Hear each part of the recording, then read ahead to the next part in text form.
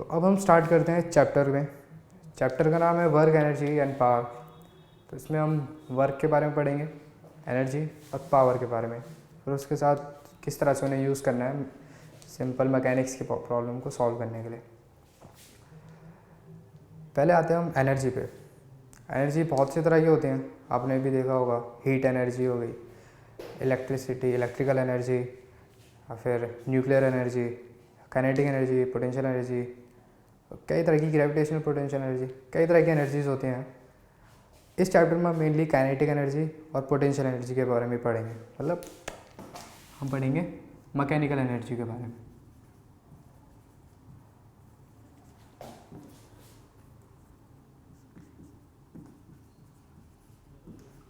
इस चैप्टर में mechanical energy के बारे में पढ़ेंगे।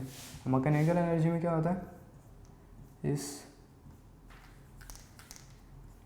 काइनेटिक एनर्जी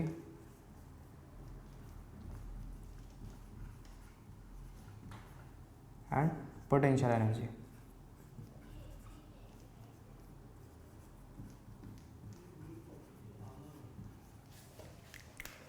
मैकेनिकल एनर्जी मतलब काइनेटिक एनर्जी या पोटेंशियल एनर्जी।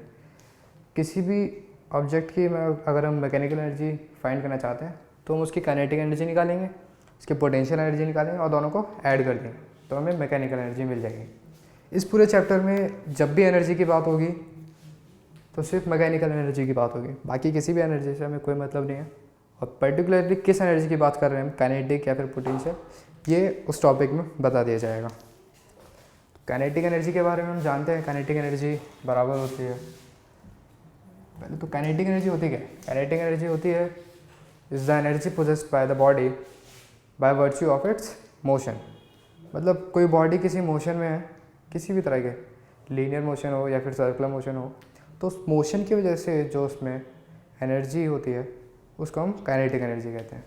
और वो निकालते किस तरह से, बराबर होती है हाफ mv², यहाँ पे m है मास ऑफ द ऑब्जेक्ट,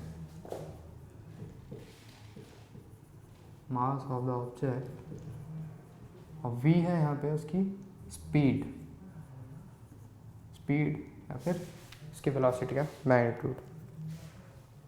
तो मास और स्पीड की हेल्प से हम काइनेटिक एनर्जी निकालते हैं। और पोटेंशियल एनर्जी है वो energy, potential energy is the energy possessed by the body by the virtue of its shape और इट्स पोजीशन। मतलब चाहे वो मोशन में ना हो बट किसी जगह पे रखे हो तो हो सकता है उसके अंदर कुछ पोटेंशियल एनर्जी हो। और पोटेंशियल एनर्जी हम निकालते हैं, अगर इस चैप्टर में बात करेंगे तो हम यूज़ करेंगे ग्रेविटेशनल पोटेंशियल एनर्जी का। वैसे कई तरह की पोटेंशियल एनर्जीज होती है, इलेक्ट्रोस्टैटिक पोटेंशियल एनर्जी 12th में पढ़ेंगे आप इलेक्ट्रोस्टैटिक पोटेंशियल एनर्जी के बारे में।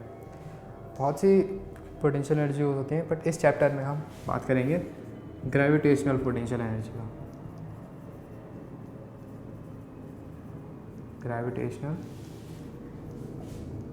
पोटेंशियल एनर्जी, और ये बराबर होती है m into ji into H.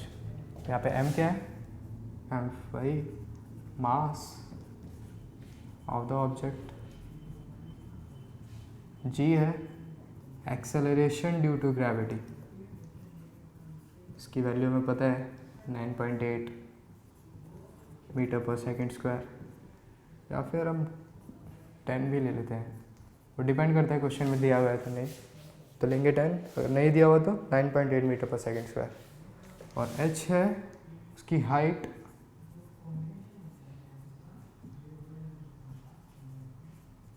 Above the ground,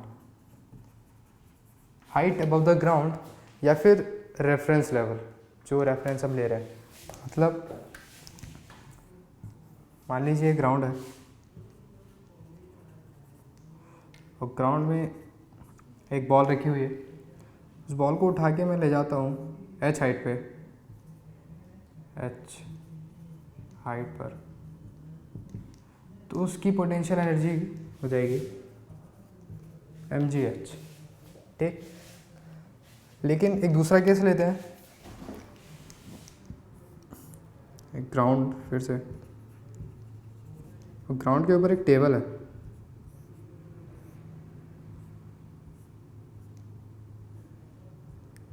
ठीक।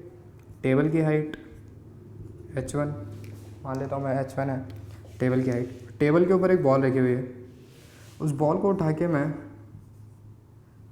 टेबल से, सॉरी एक टेबल है, टेबल के ऊपर एक बॉल रखी हुई है, उस बॉल को उठा के मैं h2 हाइट पर ले जाऊँ,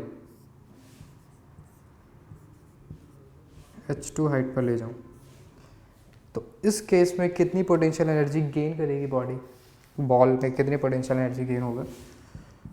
पोटेंशियल एनर्जी होगी कितनी हाइट पे हमने उसको उठाया, मतलब कितनी हाइट तक हम उसको लेकर गए। यहाँ पे मैं h2 नहीं लूँगा, यहाँ पे मैं लूँगा फाइनल हाइट और इनिशियल हाइट का डिफरेंस, मतलब इतना h2 minus h1 mg h2 minus h1, क्योंकि टेबल पर तो पहले से रखी हुई थी और रेफरेंस हमने माना है टेबल को रेफरेंस मानते हुए हम चलेंगे, तो यहाँ पे उसकी पोटेंशियल एनर्जी होगी mg h2 minus h1।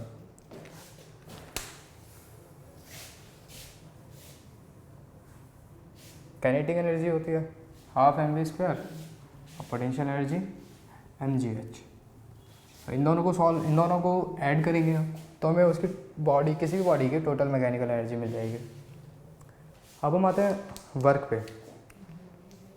Work क्या होता है तो समझने के लिए पहले मान लीजिए एक ऑब्जेक्ट है, इसका मास m, रेस्ट में अभी मूव नहीं कर रहा, मतलब इसकी इनिशियल वेलोसिटी 0, इनिशियल वेलोसिटी को हम u से डिफाइन करते हैं, डिनोट करेंगे u से। अब इसमें मैं एक फोर्स लगाता हूँ या कोई भी एक्सटर्नल एजेंसी फोर्स लगा दिया, F फोर्स इसमें लगता है, तो जाहिर सी बात है वो बॉडी मूव करने लग जाएगी। मतलब कोई भी बॉडी रखी होती है, मान लीजिए कोई टेबल रखा हुआ है, अब मैं उसको धक्का देने लग जाऊँ तो वो बॉडी मूव करेगी, टेबल मूव करेगी। और कुछ देर बाद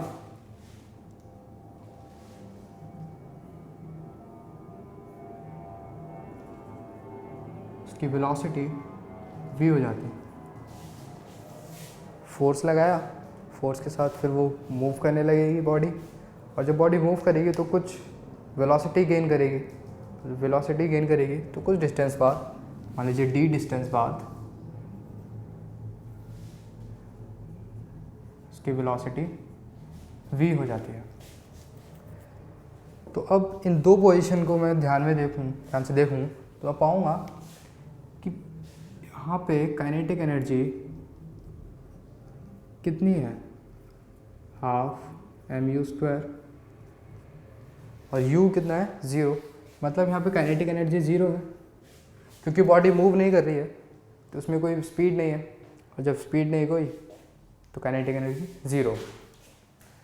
अब इस केस में आ जाते हैं, d डिस्टेंस चलने के बाद काइनेटिक एनर्जी हो जाती है हाफ mv स्क्वायर। अब v तो 0 है नहीं, v इज नॉट 0, और जब v 0 नहीं है तो सीधा सीधा मतलब है कि काइनेटिक एनर्जी भी 0 नहीं है, मतलब काइनेटिक एनर्जी इज नॉट 0। अब देखिए यहाँ पे काइनेटिक एनर्जी थी 0 और यहाँ पे काइनेटिक एनर्जी 0 नहीं है, मतलब कुछ भी मान लेता हूँ मैं, काइनेटिक एनर्जी है 2 जूल्स एनर्जी की यूनिट होती है। 0 से अगर उसकी काइनेटिक एनर्जी बढ़ के 2 जूल हो गई, 0 से काइनेटिक एनर्जी बढ़ के 2 जूल्स हो गई, तो वो 2 जूल की एनर्जी कहाँ से आ गई बॉडी के अंदर? क्या अपने आप उसने वो एनर्जी बना ली? नहीं, वो एनर्जी सप्लाई करी है एक्सटर्नल एजेंसी ने, किसी ने भी। मतलब अगर मैं मान लीजिए मैं ही टेबल को धक्का दे रहा हूँ तो वो एनर्जी मैं सप्लाई कर रहा हूँ, और इस एनर्जी के सप्लाई को हम वर्क कहते हैं।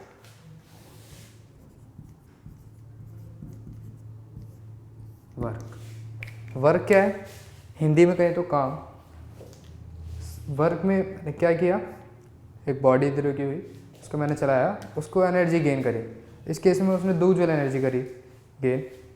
सिंपल सी बात है कि मैंने उस पर कुछ काम किया और मैंने ही उसकी एनर्जी को बढ़ाया, तो इसको हम कहते हैं वर्क।